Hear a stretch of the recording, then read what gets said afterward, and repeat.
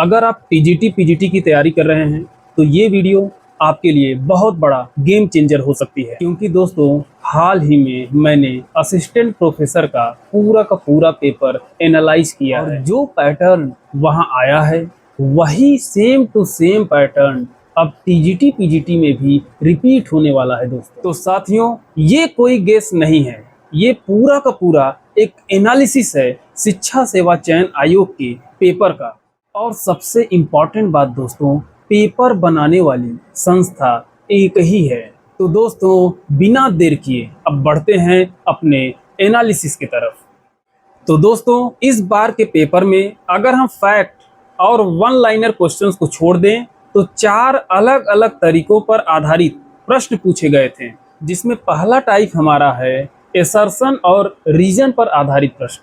तो दोस्तों इसमें 4 विकल्प दिए गए थे और पूछा गया था कि जो हमारा एसर्शन है वो सही है या रीजन है वो सही है, या रीजन एसर्शन की करेक्ट एक्सप्लेनेशन करती है या नहीं करती है। तो इन्हीं पर आधारित प्रश्न थे और एसर्शन रीजन वाले प्रश्नों की संख्या दोस्तों इस बार काफ़ी पहले से बढ़ गई है। अगर हम दूसरे टाइप की बात करें तो इसमें स्टेटमेंट बेस्ड क्वेश्चंस पूछे गए थे, यानी कि दोस्तों कथन पर आधारित प्रश्न पूछे गए थे, जिसमें 2-3 कथन दे दिए गए थे और ऑप्शन में ये रख दिया गया था कि पहला दूसरा कथन सही है या दूसरा तीसरा कथन सही है या तीनों सही है या तीनों असत्य हैं। तो दोस्तों ऐसे प्रश्नों की भी संख्या बढ़ी है। अपने तीसरे टाइप की बात करें दोस्तों तो इस बार मैच द कॉलम पर आधारित प्रश्न ज़्यादा पूछे गए। पहले परीक्षाओं की अपेक्षा में इस बार मिलान करने वाले प्रश्न ज़्यादा आए हैं।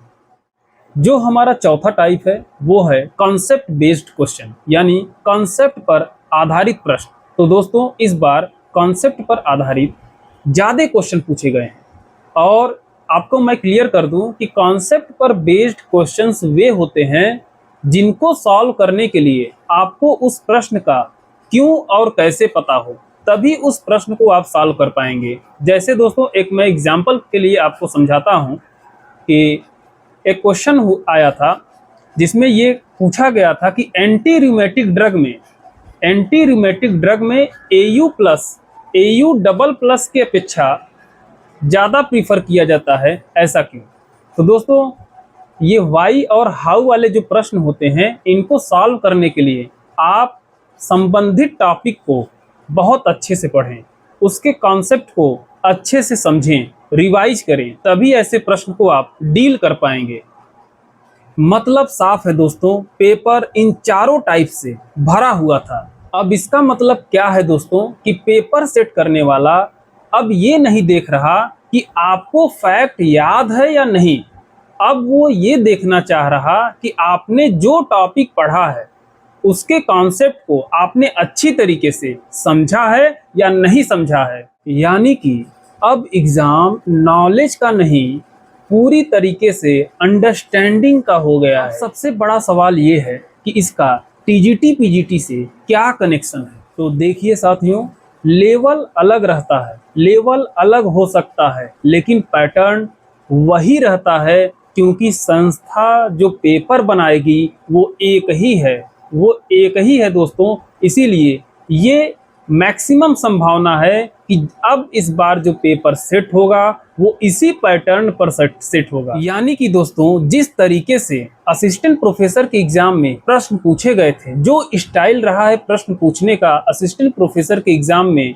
यानी कि एसर्शन रीजन, कॉन्सेप्ट पर आधारित प्रश्न, कथन पर आधारित प्रश्न और मैच द कॉलम, ये जो 4 तरीकों से प्रश्न पूछे गए हैं, ठीक वही पैटर्न यूपी टीजीटी पीजीटी के एग्जाम में रिपीट होने वाला है। तो दोस्तों अब आपको 3 काम करने हैं।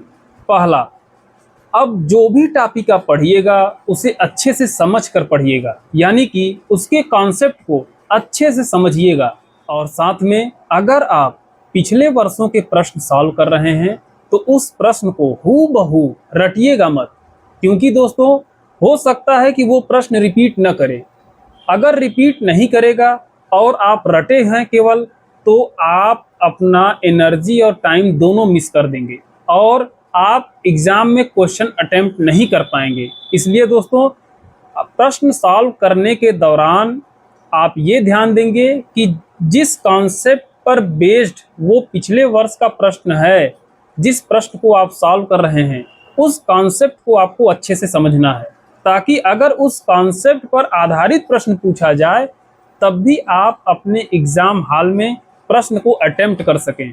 दूसरा काम दोस्तों जिन तरीकों पर आधारित ये प्रश्न पूछे गए हैं असिस्टेंट प्रोफेसर के एग्जाम में, यानी जो 4 तरीका मैंने बताया, इस 4 तरीकों पर आधारित प्रश्न असिस्टेंट प्रोफेसर के एग्जाम में इस नए वाले पैटर्न पर हुए हैं। ऐसे प्रश्न को सॉल्व करने की आप हैबिट डालें, अपने हैबिट में ऐसे प्रश्न को सॉल्व करने की प्रैक्टिस करें, ताकि आप एग्जाम हॉल में बर्डन न फील करें, प्रेशराइज न हो और प्रश्न की भाषा को समझने की कोशिश करिएगा। क्योंकि काफ़ी सारे कैंडिडेट या एस्पिरेंट ये कहते हैं कि उन्हें असर्शन रीजन वाले प्रश्न को सॉल्व करने में दिक्कत आती है, या फिर जो स्टेटमेंट बेस्ड क्वेश्चंस होते हैं उनमें दिक्कत आती है। तो दोस्तों आप जब तक इन्हें प्रैक्टिस नहीं करेंगे तब तक ये आपको दिक्कत हमेशा देते रहेंगे। इसलिए दोस्तों अपने एग्ज़ाम हॉल में अपना प्रेशर कम करने के लिए, अपने क्षमता को बढ़ाने के लिए, अपनी एफिशिएंसी को अच्छी करने के लिए, अपनी एक्यूरेसी 100% करने के लिए दोस्तों आपको प्रैक्टिस जरूरी होगी। आपको प्रैक्टिस इन 4 प्रकार के प्रश्नों पर आधारित जो प्रश्न पूछे जाएंगे, ये जो 4 तरीके से प्रश्न पूछे जा रहे हैं, ऐसे प्रश्नों को भी आप सॉल्व करने की हैबिट डालें, ताकि आप एग्जाम हॉल में अच्छा परफॉर्म कर सकें। अब बात करते हैं दोस्तों अपने तीसरे काम की, जो कि हमारा अंतिम काम होने वाला है।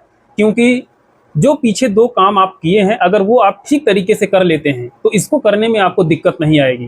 क्योंकि दोस्तों तीसरे काम में आपको मैं ये बताना जा रहा हूँ कि आपको रट्टाफिकेशन नहीं करनी है, केवल रट्टा नहीं मारना है। आपको जो टॉपिक समझ में आ गया है उसी कॉन्सेप्ट को आप रट्टा मारें, ताकि आप एग्ज़ाम हॉल में तुरंत अपनी मेमोरी पावर को बढ़ाने के लिए आप रट्टा मार सकते हैं। और बाकी अगर आप बिना कॉन्सेप्ट समझे, बिना टॉपिक को समझे आप रट्टाफिकेशन कर लिए तो एग्ज़ाम हॉल में एग्ज़ाम का प्रेशर इतना होता है दोस्तों कि आप वो भूल जाएंगे या फिर कंफ्यूज हो जाएंगे। इसलिए दोस्तों आप रट्टाफिकेशन केवल उन्हीं टॉपिक का करें जिसकी कॉन्सेप्ट आपको तैयार हो।